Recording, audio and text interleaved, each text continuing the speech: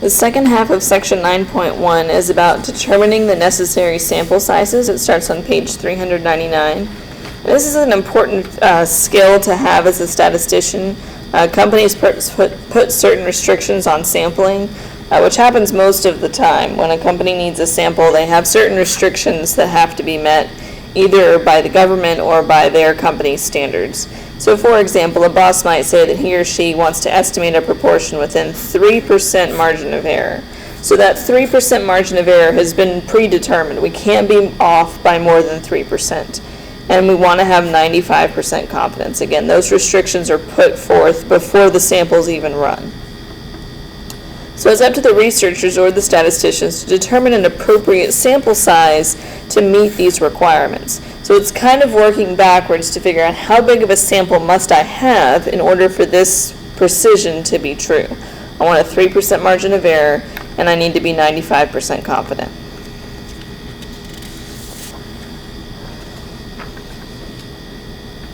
So we can't change the sample proportion or the critical value. All we can affect is the sample size. If we don't know the sample proportion yet, we always use 0.5. So we use 0.5 for the sample proportion. If we do know, they might provide you a value. So some of the homework will give you a value for p-hat, and you'll use that number and 1 minus that number in the formula. Sometimes if they don't give it to us, we use 0.5. So the margin of error is the part with the critical value and the standard deviation. That's the part of the confidence interval that we call the margin of error. And they use capital letter E to represent that part of the formula. So sometimes you'll see it written p-hat plus or minus E. P-hat is your point estimate plus or minus capital E, which is this entire part of the formula, the margin of error. So we're going to calculate the necessary sample size to be within that 3% with 95% confidence. I'm going to do this on a separate sheet of paper so I can show each step. So we want 95% confidence, and we know that E is the critical value times the standard deviation formula, P times 1 minus P over N. We have the margin of error 3%, so that's going to be 0.03. We can look up the confidence level, we can look up the critical value based on the confidence level of 95%.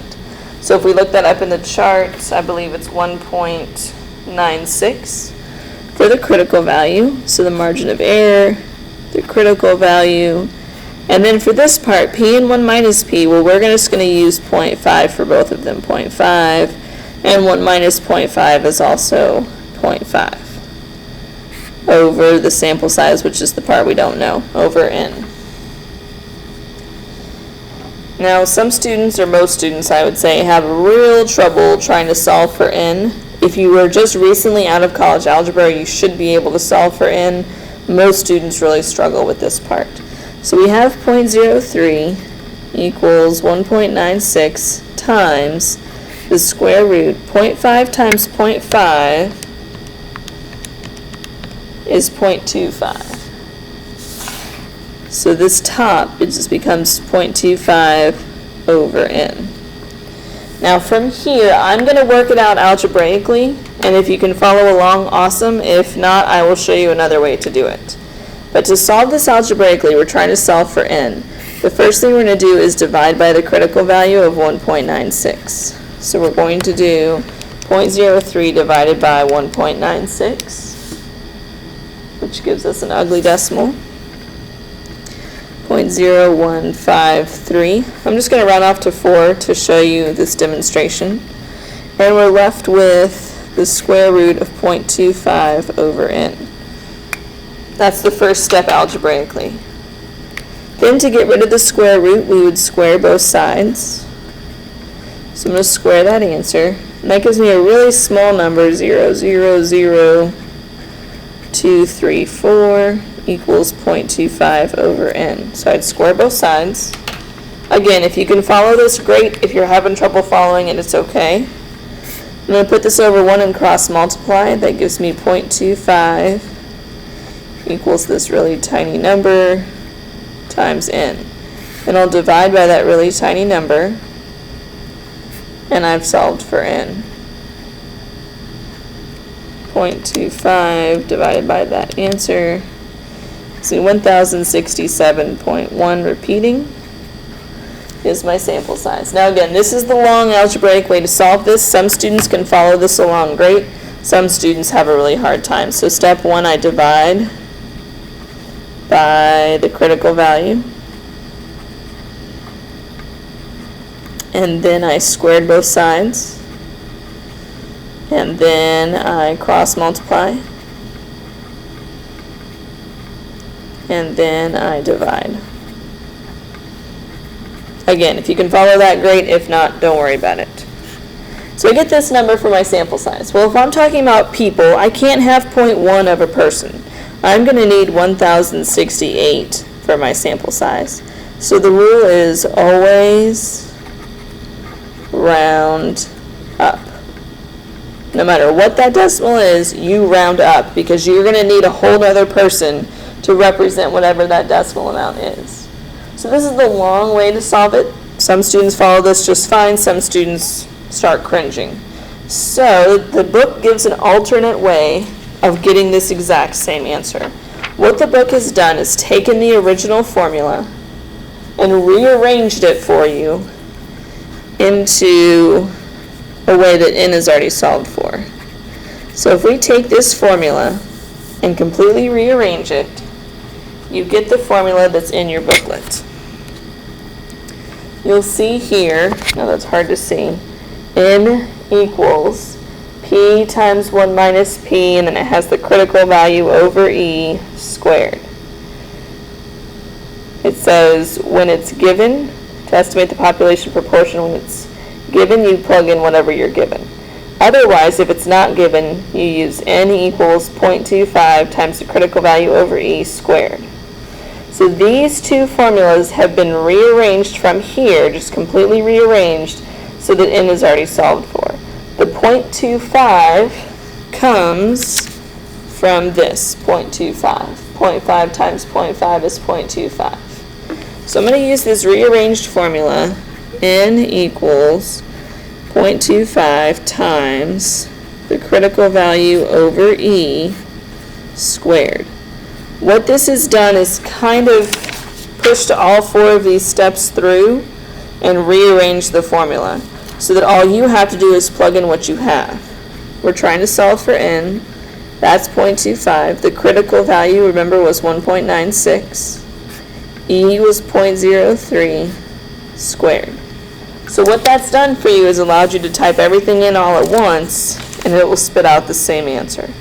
1.96 was from 95% confidence. So if I take that 0.25 times 1.96 over 0.03 squared, the calculator knows the order of operations, and it will spit out the exact same answer. So most of my students prefer this rearranged method. You can type it all in one big step, and you round that off still to 1068. So you still round up, but it gives you the exact answer all in one step. So this textbook has rearranged it for you to make your life much easier. So my answer would be 1068. So 2 different ways to do the same thing. I recommend getting comfortable with the rearranged formula so that you don't have to worry about the algebra, and we'll show you the other one in just a minute. All right, so this explains that if a previous proportion is given, so if you have a prior estimate, you use this one. If a prior estimate is unavailable, you use that one. So it's both. Both of them are available to you. I think I have one more. Yeah, one more example of that, and we will move on. So an economist wants to know if the proportion of the U.S. population that carpools to work is increasing. What sample size is necessary if he wants to be within 2% of the true proportion with 90% confidence? So it does not give us a prior proportion, so we're going to use the formula with 0.25. That's when you don't have a prior proportion. So n equals 0.25 times the critical value, which we'll look up, over E squared.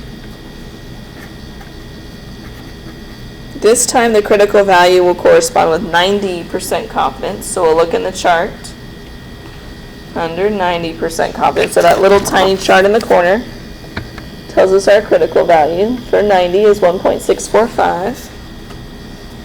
1.645. The margin of error is 2%, which is 0.02. Make sure to always convert your percentages to decimals, and then we'll square it. We can type all that in at the same time. The calculator will follow the order of operations, and we'll have our answer 1691.3, which we'll have to round up to 1692. So 1,692 for our sample size. So it's pretty straightforward as long as you remember to use the rearranged formula. I'm going to pause there, and then I will pick up with section 6.2.